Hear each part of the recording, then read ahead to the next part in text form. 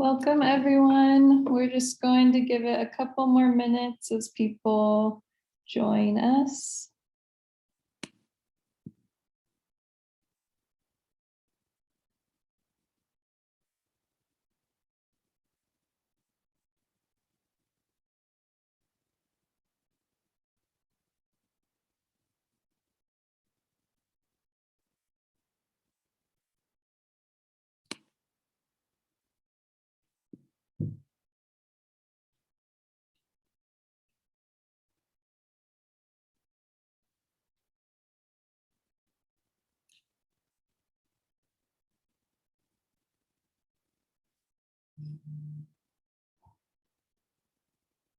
Okay, we can get started. Welcome. Thank you so much for joining us this afternoon. My name is Brooke Larson. I am the Community Engagement Coordinator for the Environmental Humanities program, and it's my privilege to mentor Doug Sam and Riley Sayers, who will be presenting for us this afternoon. Doug and Riley are our Mellon Community Fellows, and our director, Jeff, will be sharing a bit more about that and community engagement in our program. Before we dive into that, I just wanted to open us up with a land acknowledgement. So we are joining you all today from the ancestral land of the Goshute, Ute, Shoshone, and Paiute people. We are using the technology of Zoom, which is based in San Jose, California, on the unceded territory of the Ohlone people. We also acknowledge that the prosperity of the United States depended on the unpaid labor of enslaved peoples. We acknowledge all that has occurred to be here this afternoon. We also know that to carry real meaning, that land acknowledgements must be followed up with action. So we hope that the presentations today highlight the important actions our students are taking to further environmental justice in the community. Community engagement is a priority of our program, so please, you're always welcome to reach out to me if you are interested in collaborating. Now I will pass it on to Jeff to do some additional intro before we hear from our two students. Great, thanks, Brooke.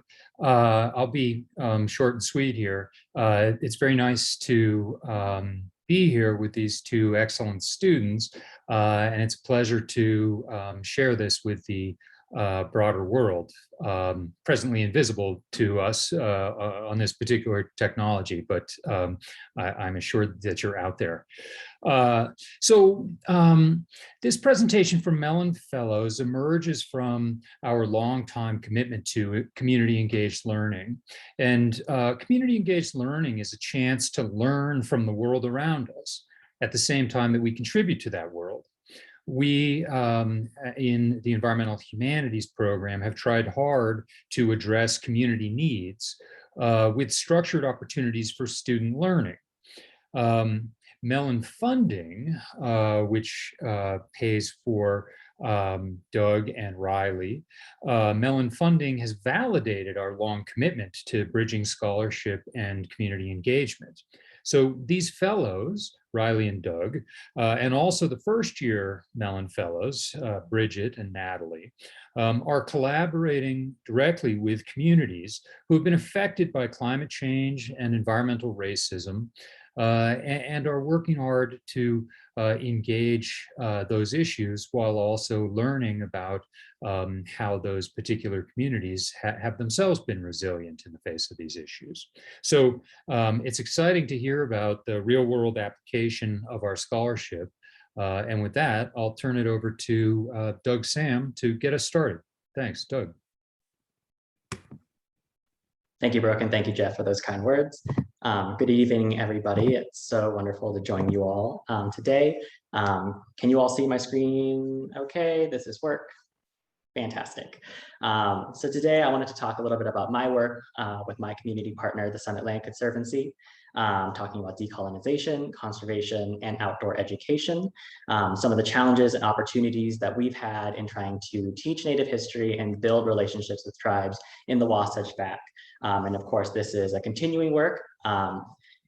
So not everything that we have hoped to do at the beginning of this partnership has come to fruition yet, but I'm excited to share a little bit about the context of our work, as well as what new directions we have moving forward.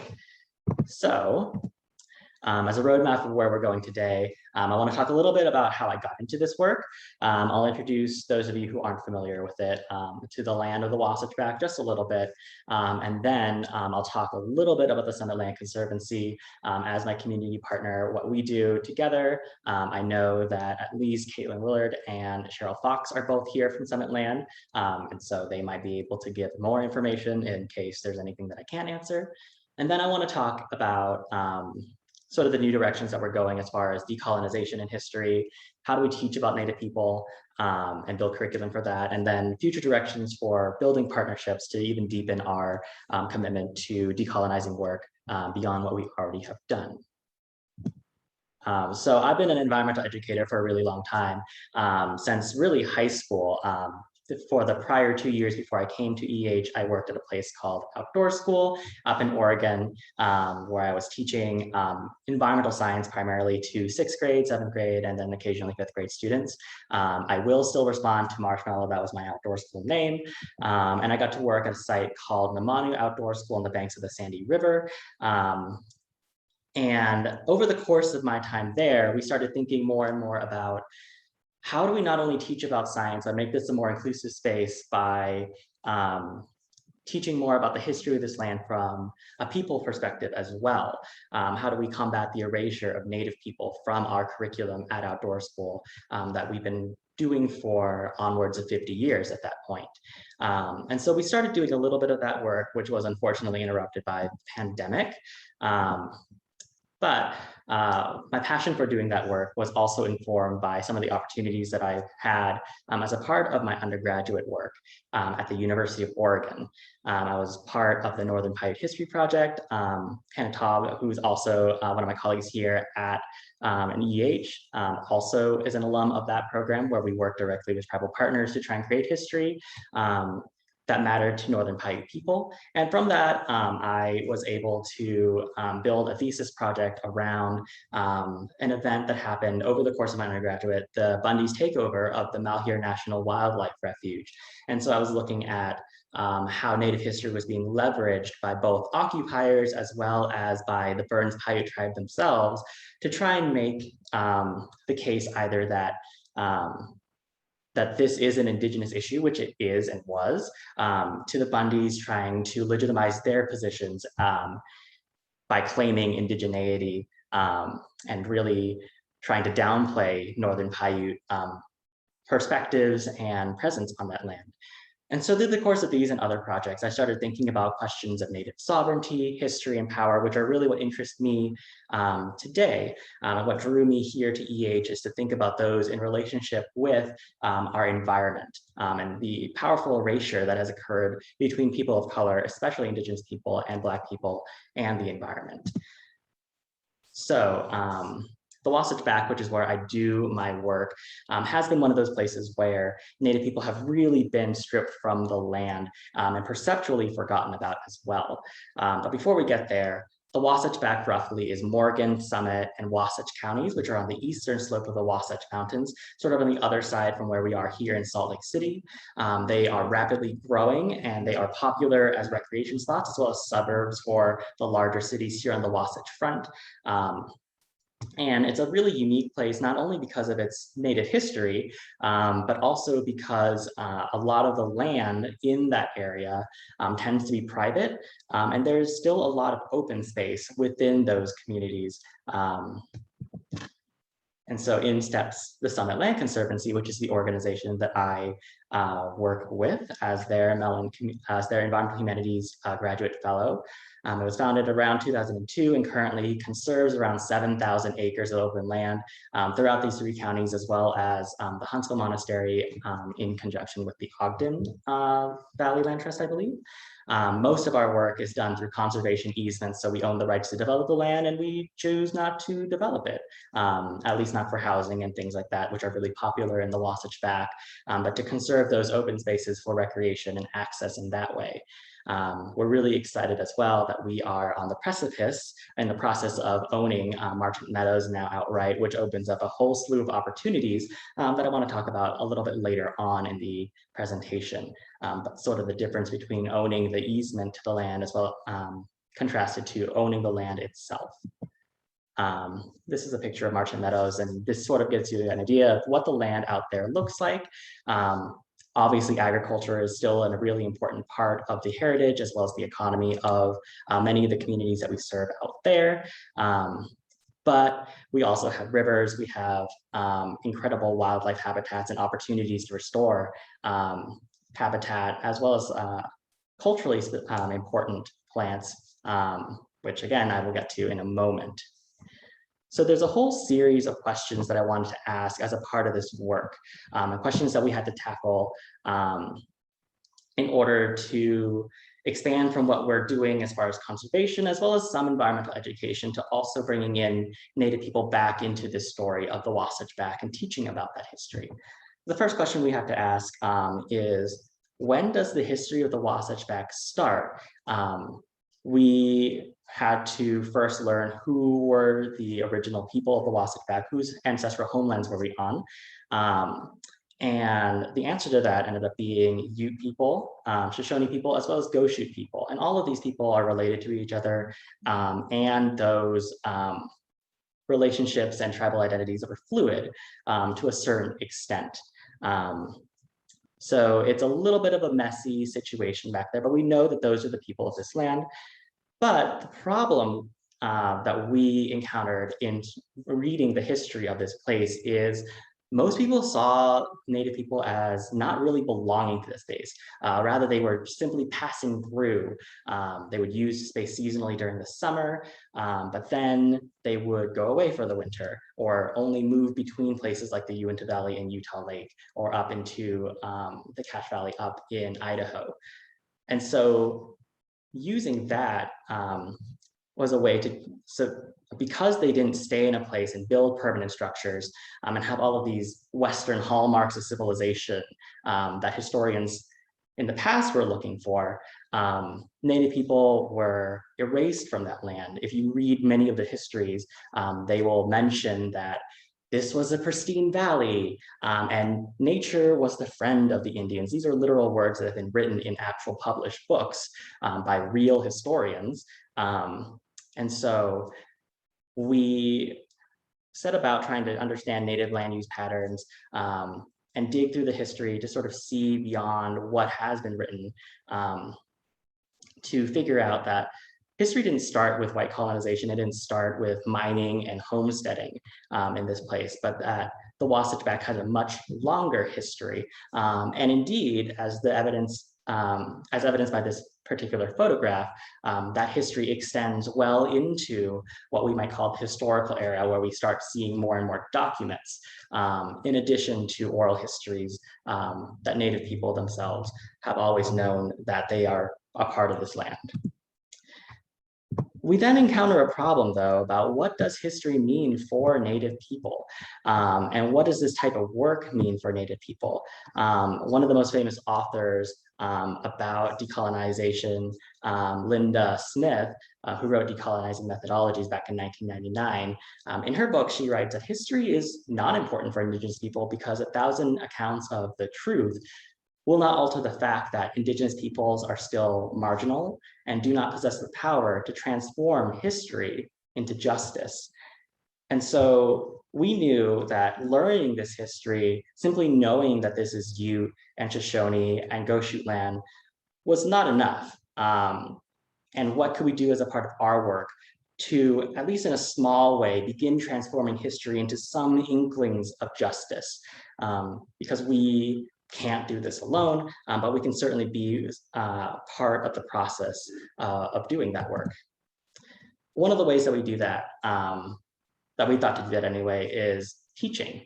And so we began thinking about how do we begin integrating people, Native people, into the teaching that we do.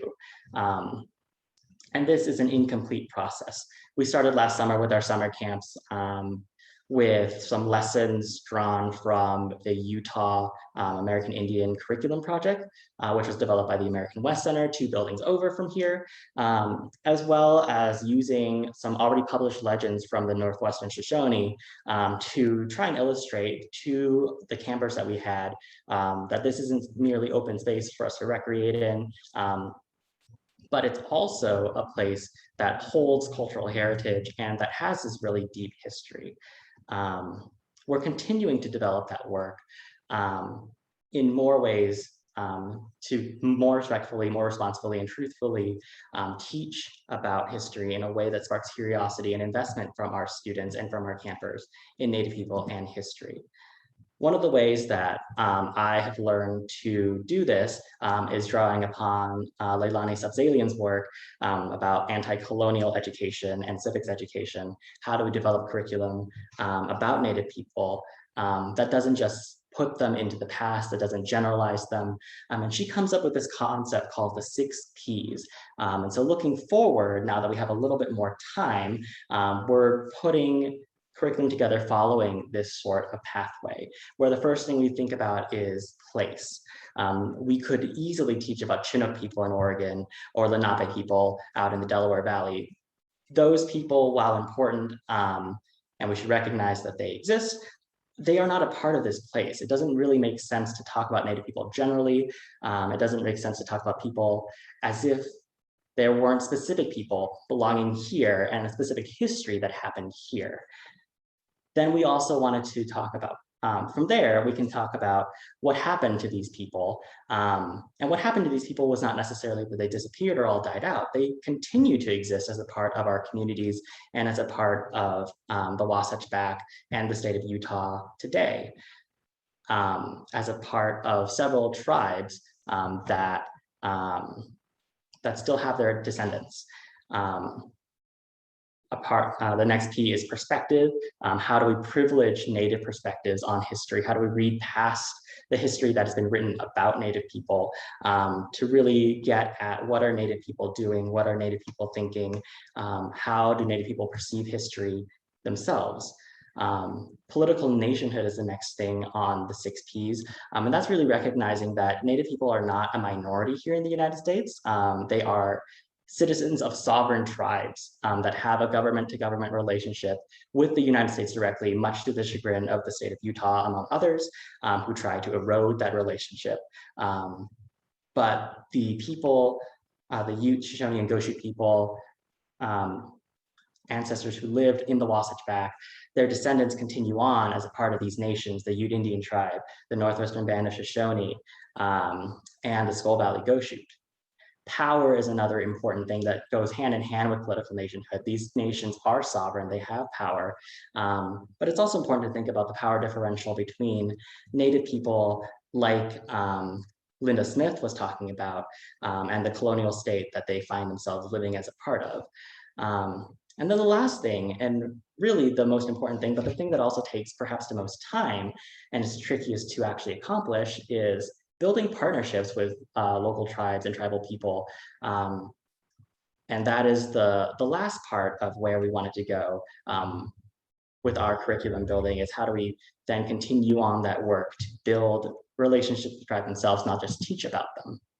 And what can we as conservation organizations do to show respect for and build working relationships with tribes? And not only because of COVID, but there are many, many challenges to this particular aspect of our work. The first is it's just hard to build relationships with anybody, really, but particularly with Native people. We have to step out of this concept that we are working on our own Western time, that I send an email, you send an email, and boom, we have a partnership. It takes time to build and cultivate that. And a lot of that has to do with trust. We have to show ourselves to be trustworthy people and a trustworthy organization, that it is worth the time of our Native potential partners to work with. And we also have to follow specific protocol as far as who can speak for the tribe and who doesn't, and who can't, what knowledge can we access, what ways does knowledge flow or doesn't within the tribe, and respect those protocols, and respect that we aren't necessarily the ones who get to dictate that in this process. The other thing is, and we've already hinted at this, is Indigenous peoples have been terribly affected by research. Research has often been extractive, has often been discrediting to Native people, and at times directly threatens their identity and sovereignty. And so this is another barrier that we have to not necessarily overcome, but at least certainly recognize as a part of our trust building process. The fact that we are researchers and we are practitioners and conservationists, those weigh on Native communities, and they have memories of how awful research and conservation and the dispossession of their land and knowledge has been through those processes. So the first step that we can do while we're in the process of reaching out and building those relationships and forming trust is we have to make ourselves trustworthy by knowing the history of the land that we're on. That is something that we can learn ourselves without putting a burden on Native people. And then we can also talk about it and teach it within our own circles of people. Again, lessening that burden, as well as putting people perceptually, Native people perceptually back onto the land, where we know which land that we're on, and we know that these people still exist. We can start practicing Indigenous protocols, like using land acknowledgements as the first step in reflecting upon our actions and what further actions we can do. And as a conservation organization, leveraging the knowledge that we now have to shape how we restore the land, how we talk about that land, and which people belong to the land and belong on that land. Future directions from here that I see us going with is starting to see what work is already being done by tribal people and asking how we might support that work and what work still needs to be done from the perspectives of the tribes and Native people themselves. In other words, instead of us going to Native communities and saying that we have a solution, let us try this out, or we have a question that interests us, let us do this for ourselves, how do we leverage our resources and expertise to support knowledge and work that is needed by Native people themselves? Again, as a conservation organization, we have an opportunity to restore access to culturally significant plants. Are there plants that were once important and now cannot be gathered, either because they don't exist on tribal lands or it's not safe to gather on tribal lands? We have an opportunity, especially owning our own land, to restore it in a way that brings back willow, brings back chokecherry and buffalo berry, and allows Native people to gather and feel safe in that space. And then as well, understanding how the research and work that we do can affect and advance tribal sovereignty, especially here in the state of Utah, which is hell-bent at every opportunity that it has at trying to erode tribal sovereignty and wrest control away from the tribes in often illegal ways. Then, of course, the trickiest thing that we have to deal with is this question of land itself. Land is paramount, is of paramount importance to Native people. Are we in a state that we can give land back? Is land back on a spectrum? Those are questions that I don't necessarily have the answer to yet, and I don't think anybody really has a solid answer for that. I do believe that land does belong in Native hands when we can get it there. But in our immediate future, what are things that we can do to promote healing and forge relationships while we start working still to get to that place, to give land back and to practice that return of land? I'll leave us with that thought, but I want to thank a whole bunch of people, and I want to thank all of you for your time and for your consideration and for being here with all of us today. Thank you all.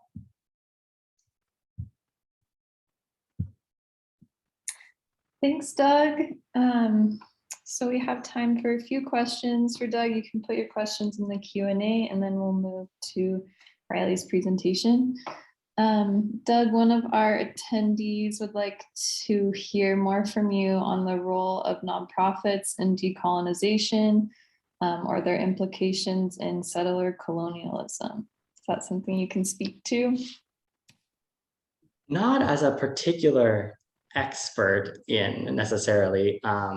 There is certainly a tension, and two of Cynthia Benally's students have written an article about this, where nonprofit work does, along with many other types of work, have settler colonial roots, and sort of rely on there always being a gap between who has the money and can donate to causes and where that money is coming from and who needs that money. And they envision a world where charity work and nonprofit work may not necessarily need to be practiced anymore when we reach that level of income equity. But I do think very strongly that nonprofits do have a role to play in this current moment, and probably for a good long while, to make things more equitable.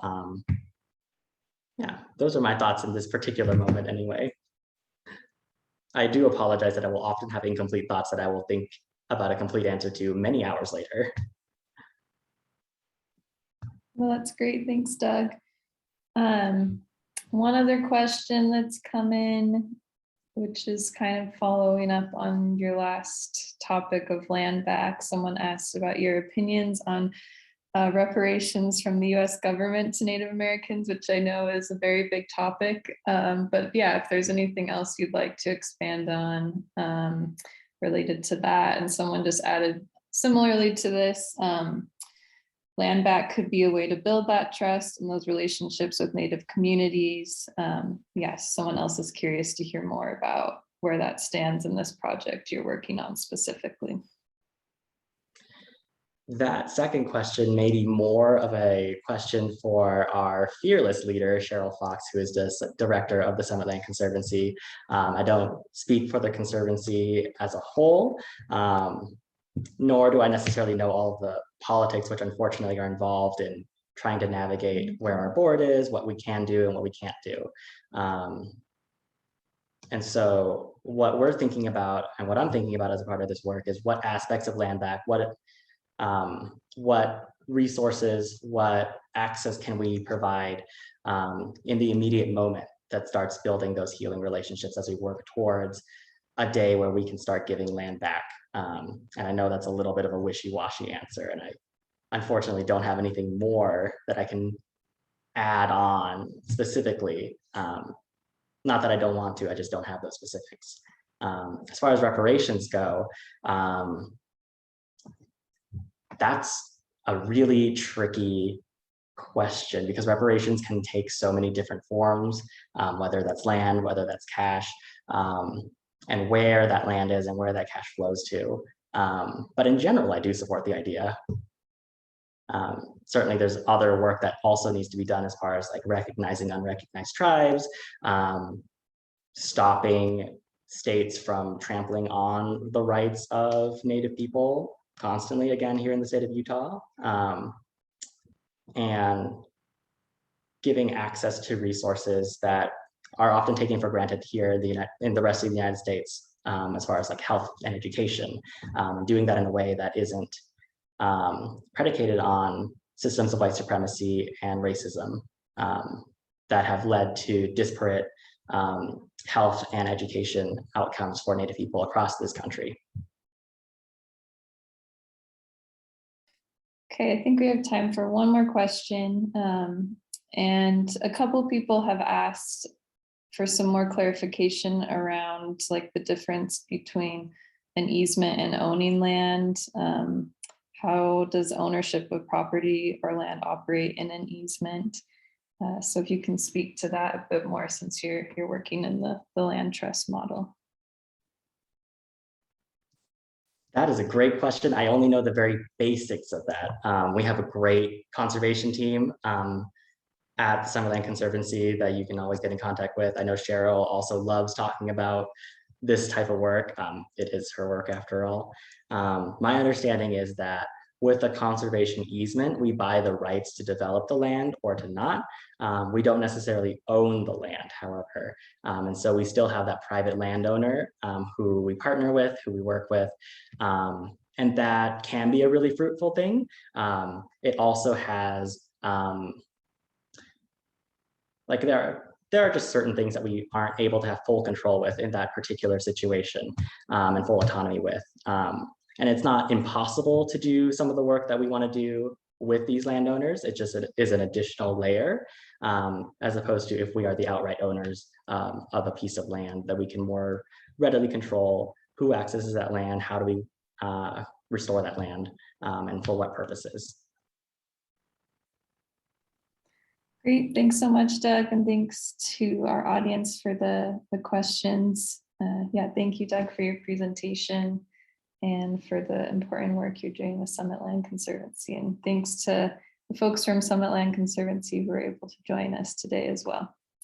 So with that, I will pass it on to Riley Sayers, our next Mellon Fellow, who will be presenting about their work with the Mobile Moon Co-op and Decarcerate Utah. Thank you, Brooke. I thank you all for being here so much. I especially want to shout out my community members that came out here from Central Ohio all the way to the Salt Lake Valley. I really appreciate y'all being here to support me. Like Brooke said, my name is Riley, also known as Rye to some folks, and my pronouns are she or they. So I'm going to skip. I had a land acknowledgement. Thank you so much, Brooke, for your land acknowledgement. So I'm going to go ahead and move forward.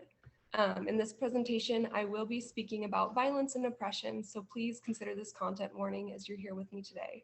And I apologize, I do not have visual aids for you today, but I do welcome you to visit the links that I think Brooke will send in the chat here soon that will bring you to the social medias and the websites of the organizations that I am partnered with. All right, so just a quick background. I received my undergrad degree from The Ohio State University, and my background in terms of community organizing work before I came to this program has been in community care for refugees and immigrants, food justice, and militant resistance to police violence through protest protection and additional means of community security commons. I'm coming to you today from an apartment in a really noisy area with noisy pets. So please let me know if my audio is not working so that we can make an adjustment. So as a community engagement fellow here at the University of Utah Environmental Humanities program, I am partnered with the Mobile Moon Co-op as a core member, and I am also organizing with Decarcerate Utah and the Salt Lake Community Bell Fund. My final project and the focus of my organizing work has to do with militant ecologies and abolitionist frameworks. Before I talk about these organizing communities, I'm going to speak more on some of the terms that I'm using and how my work is situated in regards to the environmental humanities discipline. My intention is for this presentation to be accessible. So if I can clarify something, please ask at the end of this presentation, and I am also happy to share the write-up of this presentation upon request. All right, so this fellowship is intended to engage with environmental justice in the community. Environmental justice studies are principles that are widely defined to seek the equitable treatment and involvement of people of all races, cultures, incomes, and educational levels in the development, implementation, and enforcement of environmental programs, laws, rules, and policy. And this is the definition that is widely used and is also included on the US EPA website, which I am not endorsing. I am particularly aligned with critical environmental justice studies as defined by David Pello.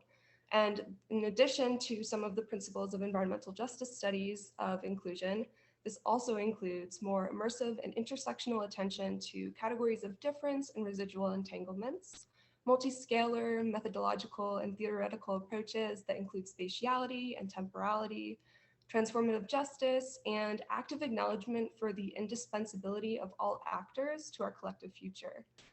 While environmental justice studies holds traditions in neoliberal reformist frameworks and systems of oppression, including institutionalized inequities and law, critical environmental justice studies transposes adherence to empire to build a better world that is possible. By empire, I am referring to the hegemony of racial capitalism that includes the United States, whose military-industrial complex is the biggest polluter on Earth. I defined militant ecologies as relationships that are intentional or inherently creative, destructive, and/or combative on the grounds of transformation and/or restoration. And as is maybe evident by the and/or situation, this definition is very much in progress. So militant ecologies are the tactics of what Adrienne Marie Brown calls emergent strategies, or how we intentionally change in ways that grow our capacity to embody the just and liberated worlds we long for. Militant ecologies are the frameworks we follow and systems we build to practice transformative justice in the fight for environmental justice. My intention for my creative project is to contribute to community education for understanding militancy as a necessary and constructive strategy. I am reacting to my undergraduate training in security and intelligence, my aspirations for abolition, and collective experiences in organizing with the communities I've been a part of. I realize and appreciate that this language and form of action is provocative, intimidating, and situated as wrong and radical by the state and actors adjacent to the state, such as academia and mainstream media. For this project, I will strategically follow some of the theoretical lineage of militant ecology, focusing on abolition, intersectional feminism, critical environmental justice studies, and revolutionary frameworks. This literature review will include an ode to the historical legacy of militancy for people's liberation movements. This exploration of militant ecologies is not objective, nor in line with opacity or making knowledge. My intention is to wade among other thinkers in the river of knowledge building, embodying dialectics and other ontological methods that are themselves literary militant modes of resisting colonized thought. I practice militancy because I know firsthand that this principle is effective, just, and undeniably proportional to the history of harm of oppressive quagmires such as white supremacy. My re-education and organizing work are made possible by the labor, literature, and leadership of Black, Indigenous, and people of color.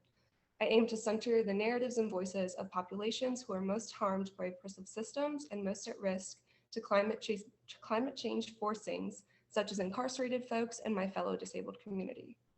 The environmental humanities have an imperative to politicize. I interject with militancy as an intervention. An advisor, Angela Robinson, recently reminded me that intersectionality includes our relationship to the environment. These relationships are inherently political, whether we like it or not. Militancy is, as an intervention for the environmental humanities, is disruptive, and I can personally confirm that many environmental humanities types specifically don't like this kind of disruption. Regardless of aversion to the necessary introspection and engagement to decolonize the environmental humanities, militancy is necessary across the board, from how we write about the environment to how we react to oppression. I am exploring militant ecologies not only as a tool for confronting exclusion and nuance in this blooming academic niche, but also as a mycelial network of the better world that is possible that we're building. Abolition is the main militant ecology that I am engaging with. I'm going to go over what this means through the lenses of the organizations that I collaborate with now. So I'm very excited to share more.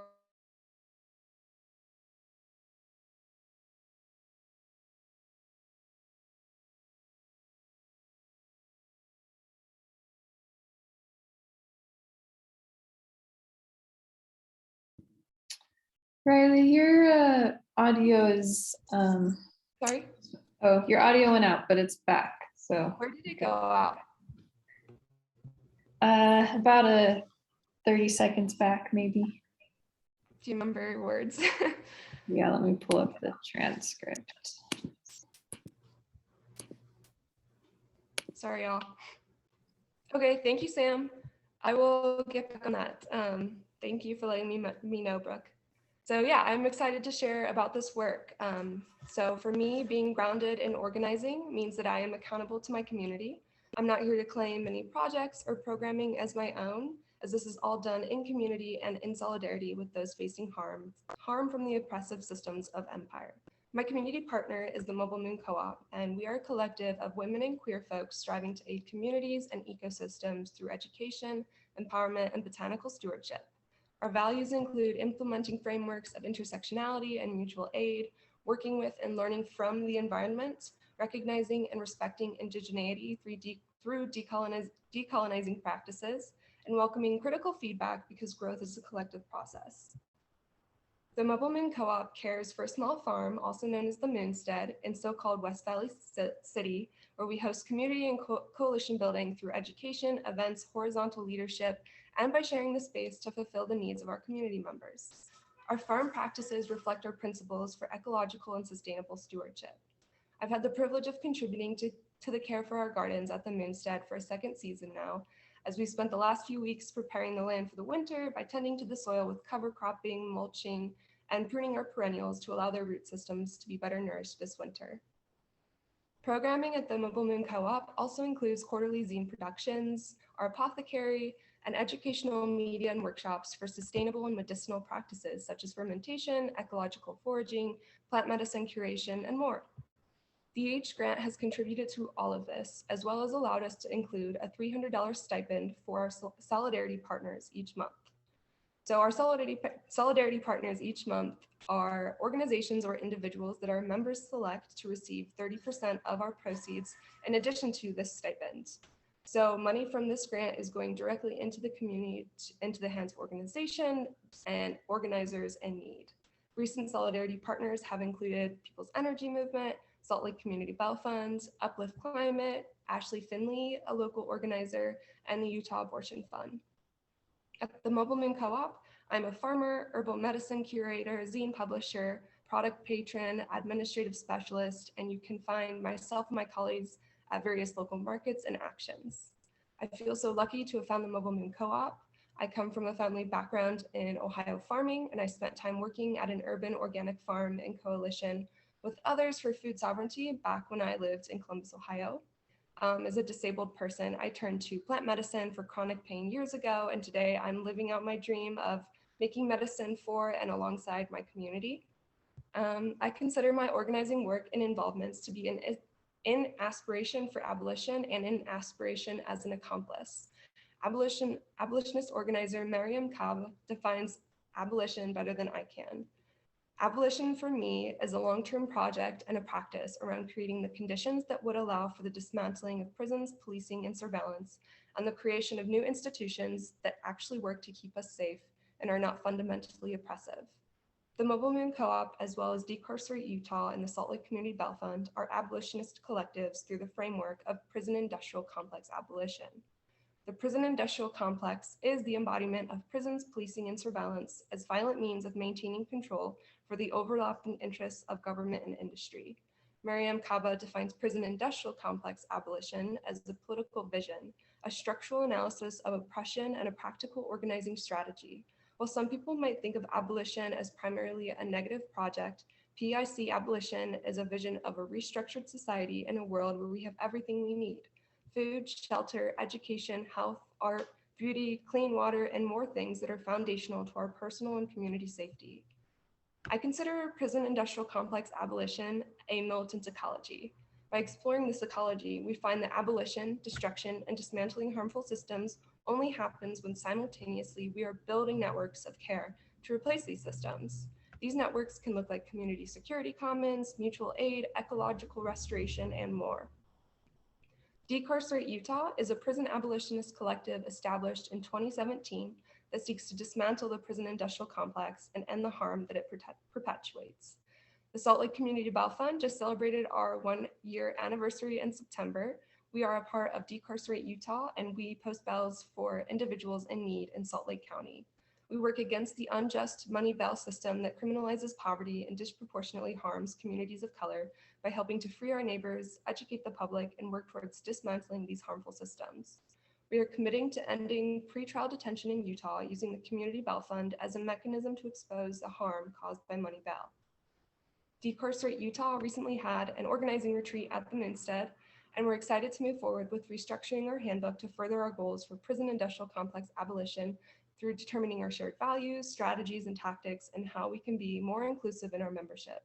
With Decarcerate Utah, I am on our building and caring team, focusing on community building and membership. I am also now on our new finances team, a result of the retreat, utilizing skills for maneuvering within neoliberal systems gained during my time working with nonprofits. And our other projects include a mediation team, Utah prison correspondence, Students for Decarceration, and Defund the Police. With the Bail Fund, I am proud to contribute my administrative and structural organizing skills to the systems we use to fulfill bail requests. I'm a regular visitor to the Salt Lake Metro Jail to post bail to help free our neighbors. Other organizing functions I fulfill with all three of these groups includes content creation, social media, communications, research, and grant writing, and my colleagues would affirm that I'm a great note taker. There is a manufactured disconnection between militancy and community care, especially ingrained in neoliberalism. My project and my practice aim to show that these are one and the same. It is militant for a group of women and queers, traditionally oppressed groups, especially in Utah, to restore an acre of land through ecological practices and indigenous knowledge systems, Militancy is beautiful in the plants that we at the Mobile Moon Co-op grow to provide medicine for our community, and it is beautiful in how we prepare to keep each other safe from carceral systems. Thank you so much to my friends and colleagues at the Mobile Moon Co-op, Decarcerate Utah, and the Salt Lake Community Bell Funds. I believe Brooke sent all of the links into the chat, so please check them out to learn more, get involved, donate, or even to purchase some herbal products. Thank you so much. Thank you, Riley, so much for that presentation. We have a couple questions that have come in, and if you more people have questions for Riley, feel free to put them in the Q&A box. The first question we have is, an attendee says, my understanding of militancy is that it means aggressive, combative actions. Are you defining it differently? How is the Mobile Moon Co-op combative? Yeah, so I think that touches on part of what I've shared, and it's that militancy is not necessarily or is not at all aligned with militarism. And we know militarism to be the framework for the military industrial complex. So militancy does include like removing thistles, because what we are doing is revolutionary and it is replacing oppressive systems, whether it's the prison industrial complex or noxious weeds. So I see militancy as something that is not only like destructive and combative. I think that it is that, and it is doing those things, but it is also doing things that are equally revolutionary, such as caring for each other. Thanks, Riley. We have another question here that says, do you think the increasing privatization of prisons contributes to the increasing number of incarcerations?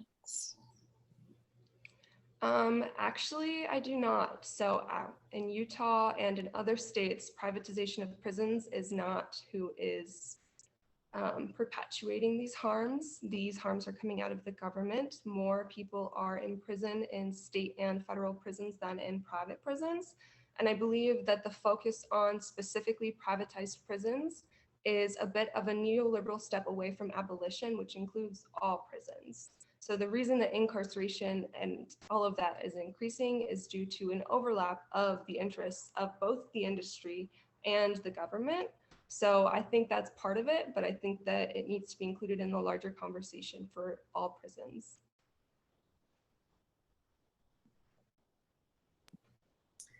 Okay, those are all the questions. Oh, we just got one more in. Okay. 1 second, just reading it quickly. So someone is curious to hear more about how the Mobile Moon Co-op operates within militant and abolitionist frameworks. What is the connection and reciprocity with Indigenous communities? You mentioned that it is abolitionist in its Indigenous practices. This person is wondering if it is an Indigenous-led group. Is there work to distribute medicines to communities traditionally excluded from healthcare for free? So just some more questions about the Mobile Moon Co-op, relationship to Indigenous communities, and how the medicines and herbal goods produced are distributed.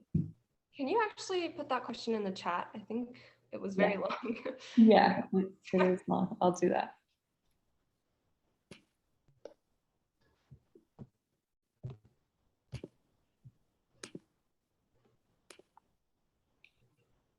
Okay, thank you.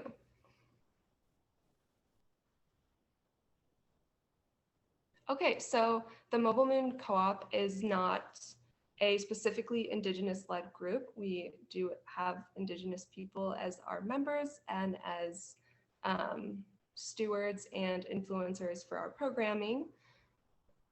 Reciprocity with Indigenous communities. Yeah, so we specifically leave our space and our resources open to Indigenous groups and Indigenous peoples. Some of this like land reappropriation includes, like, we have a garden that is specifically for an organizer who is Black and Indigenous, and it is for her to take back to her community.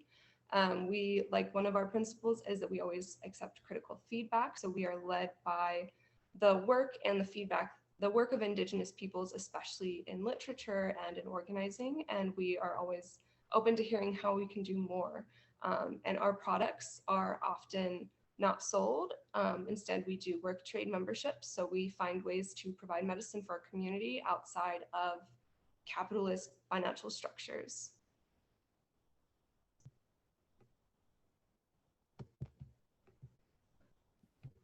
Did that answer all of those questions? Yes, so there is work to distribute the medicines, and we also work to make sure that folks can learn how to make these medicines themselves so that we're giving some autonomy back in that regard.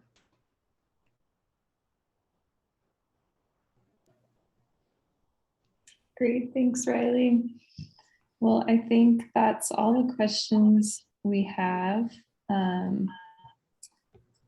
One of your classmates, Sam, asked, why is it the Ohio State? But I think that is probably an inside joke between the two of you. So you don't need to comment on that. But I think there's Ohioans that understand that here, but we don't. Yeah. Great. Well, thank you so much, Riley. Thank you, Doug. Thank you also. I noticed a lot of folks from Mobile Moon and Decarcerate Utah also joined this presentation. So thank you so much to those community members for joining us this afternoon as well. Jeff, would you like to say any last words? I'll reiterate your thanks to the attendees and thanks to Doug and Riley. I also hope that this has been motivating and clarifying for the first year Mellon Fellows and that we keep the good momentum that we have. So thank you very much, Brooke, for making all this happen today. Yeah, for sure. Thanks everyone for joining. We did record, so you're welcome to share it and watch again, and we'll put that recording up on our website and social media.